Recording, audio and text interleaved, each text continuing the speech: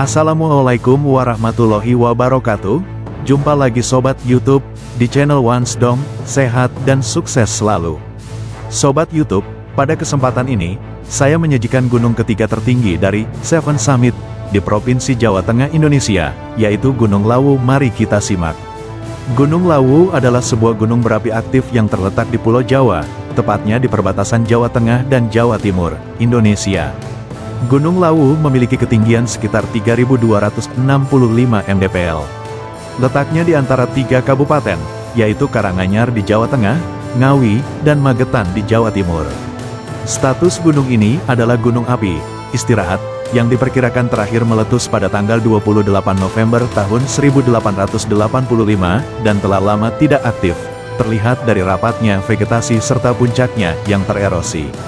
Studi pada 2019 tentang geothermal heat flow menyimpulkan bahwa Gunung Lawu masih aktif sampai sekarang. Pada tahun 1978, serangkaian gempa bumi dilaporkan dirasakan di area sekitar Gunung Lawu dan diikuti oleh suara mirip dentuman dari arah gunung.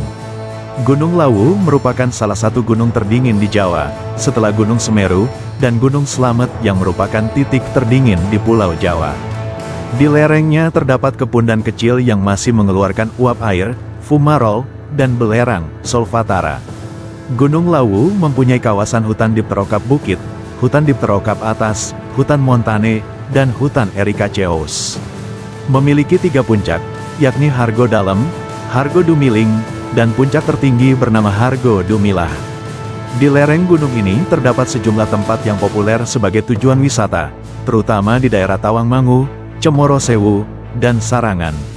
Sedikit ke bawah, di sisi barat terdapat 2 komplek percandian dari masa akhir Majapahit, yaitu Candi Sukuh dan Candi Ceto. Di kaki gunung ini juga terletak komplek pemakaman kerabat Praja Mangkunagaran, Astana Giri Layu, dan Astana Mangadek. Di dekat komplek ini terletak Astana Giri Bangun, mausoleum untuk keluarga Presiden kedua Indonesia, Soeharto. Nama Gunung Lawu, yang berarti unggul, oleh masyarakat setempat disebut juga sebagai Wukir Mahendragiri. Kata tersebut berasal dari bahasa Jawa, dan ketiganya memiliki arti yang sama yaitu gunung, sehingga dapat diartikan sebagai 3 gunung. Hal ini sejalan dengan fakta bahwa Gunung Lawu memang memiliki 3 puncak besar, yaitu Hargo Dalem, Hargo Dumiling, dan Hargo Dumilah. Nama-nama puncak gunung kemungkinan besar bersumber dari Serat Centini, yang menyebutkan bahwa Gunung Lawu memiliki 15 puncak. Di sebelah selatan, terdapat 7 puncak yaitu Hargo Dalem, Dumilah, Peta Pralaya, Mayang, Cakra Kembang, Tenjomaya, dan Kepanasan. Sementara itu, di sebelah utara terdapat 8 puncak yaitu Hargo Tiling, Pekareman, Sadewa, Pamenang, Candi Renggo, Bayu, Rimbi, dan Kaliti. Dalam Serat Centini, hanya Hargo Dumiling yang tidak disebutkan. Kemungkinan nama tersebut merupakan modifikasi dari Hargo Tiling.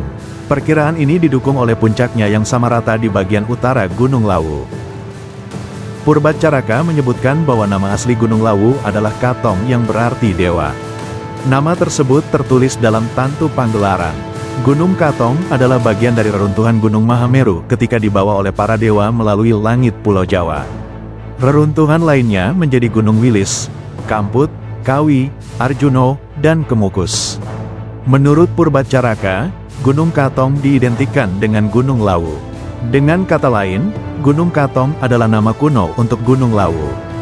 Menurut Zoetmulder, arti kata Katong adalah dewa, rasa hormat, penghormatan, dan kekaguman. Sementara, kata Lawu berarti tertinggi dan unggul. Makna kedua kata tersebut sama-sama mengandung makna kekaguman, sehingga meskipun namanya diubah, tetapi tidak menggeser makna yang terkandung di dalamnya. Gunung Lawu menjadi titik temu 2 peradaban kuno, yaitu peradaban Megalitikum dan peradaban klasik Hindu-Buddha. Sehingga banyak peninggalan dan reruntuhan dari kedua peradaban tersebut yang dapat ditemui di sana, seperti Candi Sukuh, Candi Tok, dan artefak maupun teras-teras. Aktivitas vulkanik di Kompleks Lawu berawal dari terbentuknya Gunung Lawu Tua. Tubuh Gunung Lawu Tua kemudian terbelah oleh suatu retakan, rift berukuran besar dari Cemoro Sewu, Tawangmangu, hingga timur Karanganyar. Proses tersebut menghasilkan struktur Graben Cemoro Sewu. Bagian utara dari Lawu Tua yang telah terbelah kemudian terisi oleh struktur Gunung Lawu Muda. Di sebelah selatan Graben Cemoro Sewu terdapat struktur hord sempit dari Lawu Tua, kini bernama Gunung Sido Ramping, 2131 meter, dan kemudian terdapat struktur graben lain yang sebagiannya telah terisi oleh struktur kerucut Gunung Jobolarangan, 2298 meter. Lebih jauh ke arah selatan terdapat lereng Gunung Lawu Tua yang membentuk dataran Jatisrono dan berbatasan dengan pegunungan selatan Jawa. Perpanjangan, ekstensi ke arah timur dari Graben Cemoro Sewu dan Jobolarangan telah tertutupi oleh hasil aktivitas vulkanik yang berusia lebih muda. Namun, keberadaan ekstensi tersebut ditandai dengan adanya berbagai titik erupsi parasitik berupa Danau Kawah, Telaga Sarangan dan Telaga Wahyu, dan kerucut-kerucut vulkanik kecil, Tenggara Magetan dan Barat Daya Parang. Gunung Lawu memiliki karakteristik hutan gunung yang umum terdapat di Pulau Jawa, yaitu berbagai jenis vegetasi hutan, mulai dari hutan dipterokap bukit, hutan dipterokap atas, hutan montane, hingga hutan ericaceous. Hutan-hutan ini berperan penting sebagai daerah resapan air dan sumber mata air bagi wilayah sekitarnya. Selain itu, Gunung Lawu juga memiliki keanekaragaman flora yang tinggi, termasuk jenis-jenis tumbuhan yang langka dan berpotensi untuk pengembangan bioprospeksi. Gunung Lawu memiliki berbagai jenis tumbuhan pohon, antara lain cemara, damar, puspa, beringin, pohon ara, cantigi, edelweiss, dan berbagai jenis pohon anggrek. Selain itu, terdapat pula tumbuhan epifit seperti paku tiang yang menempel pada pohon-pohon yang lebih besar. Penting untuk dicatat bahwa Gunung Lawu memiliki keanekaragaman hayati yang tinggi, sehingga masih banyak jenis pohon lain yang belum disebutkan di sini. Gunung Lawu dihuni oleh berbagai jenis hewan, baik yang umum maupun yang khas dan bahkan dilindungi. Beberapa hewan yang mungkin ditemui saat mendaki Gunung Lawu antara lain, macan tutul Jawa, kucing hutan, babi hutan, monyet ekor panjang, anjing hutan, lutung budeng, burung jalak lawu, anis gunung, yang juga sebagai jalak gading. Burung ini juga dipercaya dapat menuntun pendaki, berbagai jenis ular, dan serangga, seperti garengpung, tonggeret, yang sering terdengar di lereng Gunung Lawu. Gunung Lawu dikelilingi oleh berbagai tempat wisata menarik, baik di lerengnya maupun di sekitarnya. Beberapa tempat wisata populer di sekitar Gunung Lawu meliputi Candi Ceto, air terjun Grojogan Sewu, Telaga Sarangan, Lawu Green Forest, dan kebun teh Kemuning.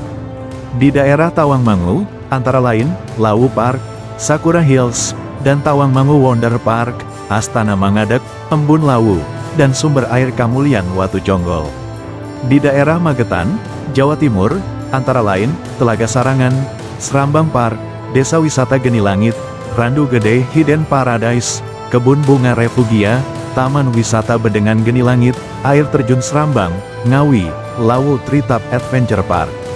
Selain tempat-tempat di atas, masih banyak lagi tempat wisata menarik lainnya di sekitar Gunung Lawu yang bisa dieksplorasi, seperti Candi Suku, Air Terjun Jumok, dan berbagai tempat kuliner khas daerah. Pendakian Gunung Lawu sudah dilakukan sejak awal abad ke-12. Pada masa kolonial, eksplorasi di Gunung Lawu didorong oleh berbagai kepentingan mulai dari pembukaan lahan pertanian, pemetaan, kondisi sosial, dan lain-lain. Pendakian standar dapat dimulai dari 3 tempat: base camp, Cemoro Kandang di Tawangmangu, Jawa Tengah, Candi Ceto di Karanganyar, Jawa Tengah, dan Cemoro Sewu di Sarangan, Jawa Timur. Selain 3 jalur tersebut, ada beberapa jalur pendakian lain yakni jalur pendakian Jagaraga, Ngerambe, Jamus, Tambak, Sukuh, Pringgodani, Cemara Bulus, Mojosemi, Sidalangu, dan Maospati. Jalur pendakian tidak resmi ini sering digunakan masyarakat setempat untuk mencari kayu, mencari tanaman obat, ritual, dan kepentingan tertentu lainnya. Melansir dari napaktilas.net, ada 5 jalur pendakian Gunung Lawu yang secara resmi dikelola oleh pemerintah daerah setempat, yaitu jalur pendakian Gunung Lawu via Cemoro Sewu, jalur pendakian Gunung Lawu via Cemoro Kandang, jalur pendakian Gunung Lawu via Candi Ceto, jalur pendakian Gunung Lawu via Singolangu, dan jalur pendakian Gunung Lawu via Tambak. Kelima jalur pendakian di atas dikelola secara resmi dan memiliki tiket pendakian resmi. Sehingga, jika ada kecelakaan di gunung, tim SAR, Search and Rescue, dari basecamp setiap jalur pendakian akan segera melakukan pertolongan kepada pendaki. Untuk pendaki pemula, jalur pendakian Cemoro Sewu adalah jalur yang paling direkomendasikan. Karena jalur Cemoro Sewu memiliki trek yang jelas dan mudah. Jalur pendakian ini tertata dengan baik. Jalannya terbuat dari batu-batuan yang sudah ditata. Jalur pendakian melalui Cemoro Sewu memiliki waktu tempuh yang lebih singkat daripada jalur pendakian Gunung Lawu yang lain. Untuk pendaki pemula, waktu tempuh dari base camp sampai puncak biasanya sekitar 7 jam perjalanan. Jika pendaki naik dari jalur Cemoro Sewu, pendaki akan melalui 5 pos dan 2 sumber mata air.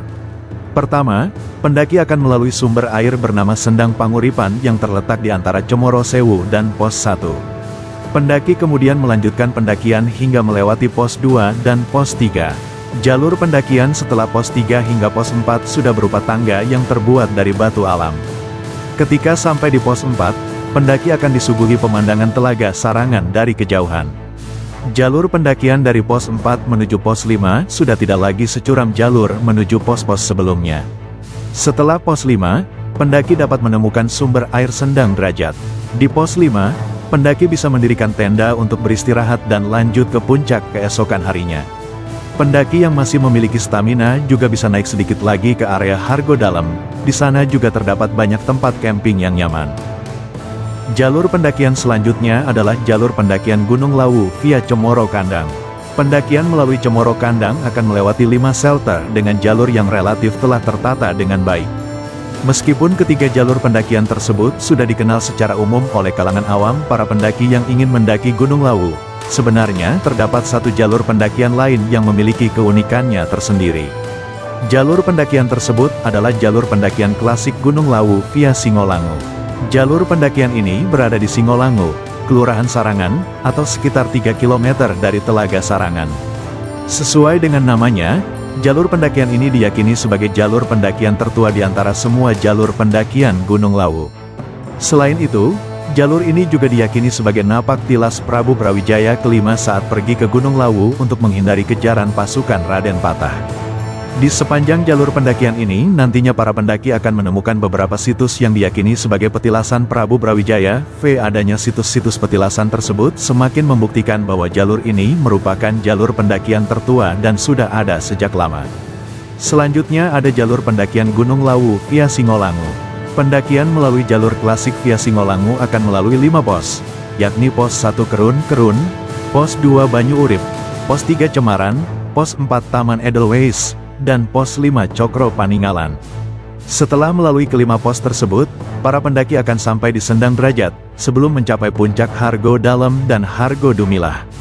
Medan yang akan dihadapi oleh para pendaki sangat komplit, mulai dari medan yang landai hingga curam. Selain itu di jalur pendakian ini kondisi alam sangatlah asri, dengan berbagai jenis vegetasi tumbuhan dan satwa yang dapat ditemui sepanjang perjalanan. Oleh karena itu, jalur pendakian Gunung Lawu via Singolangu memiliki daya tarik tersendiri untuk dicoba oleh para pendaki yang ingin mendaki Gunung Lawu. Dan selalu saya ingatkan, apabila sobat-sobat berniat untuk mendaki gunung manapun, jangan lupa untuk mempersiapkan diri dengan baik sebelum melakukan pendakian, antara lain, membawa perlengkapan yang sesuai, kondisi fisik yang prima, dan informasi jalur pendakian yang lengkap. Periksa kondisi cuaca di tempat yang menjadi tujuan, terutama saat musim hujan. Dan jangan lupa untuk selalu mengikuti peraturan dan panduan yang diberikan oleh pihak berwenang demi menjaga keselamatan dan pelestarian lingkungan. Sekian sobat-sobat vlog saya tentang Gunung Lawu. Semoga bermanfaat, sampai jumpa di episode selanjutnya. Jangan lupa like, subscribe dan komentarnya, untuk perbaikan video-video saya selanjutnya. Terima kasih. Wassalamualaikum warahmatullahi wabarakatuh.